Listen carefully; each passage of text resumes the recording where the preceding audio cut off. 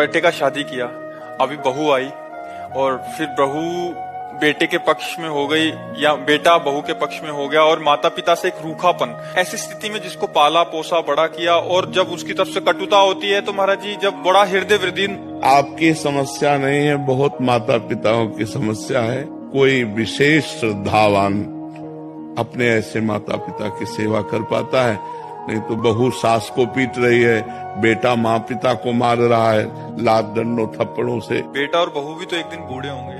हाँ, देखो, अगर हम अपने माता पिता को कष्ट देते हैं तो हमारे जो पुत्र होंगे वो हमको उससे 100 गुना बढ़ के कष्ट देंगे, क्योंकि वो ब्याज भी तो मिलेगा। तो इसलिए नए बच्चों को ये ध्यान रखना चाहिए कि वो भी किसी दिन माता पिता बनेंगे और वो किसी दिन वो भी बूढ़े होंगे। तो अपने माता पिता के साथ असभ्य व्यवहार नहीं करना चाहिए, आसुरी व्यवहार नहीं करना चाहिए। यार, जिस कोख से पैदा हुए उसको तुम लात मार रहे हो, उसकी आरती उतारनी चाहिए।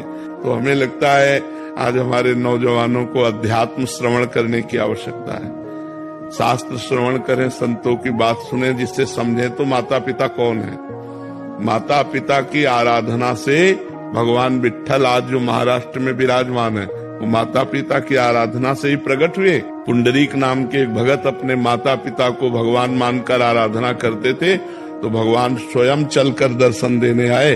जो विट्ठल रूप में है ना, वो स्वयं दर्शन देने आए। माता पिता की आराधना भगवान की आराधना है। पर कलयुगी बच्चे नहीं समझ पा रहे हैं, वो अपने माता पिता को दुख दे रहे, तो उनके बच्चे उनको दुख देंगे। पक्का समझो, ब्याज सहित मिलेगा। यहाँ सब कुछ ब्याज सहित मिलता है। Download ShareChat.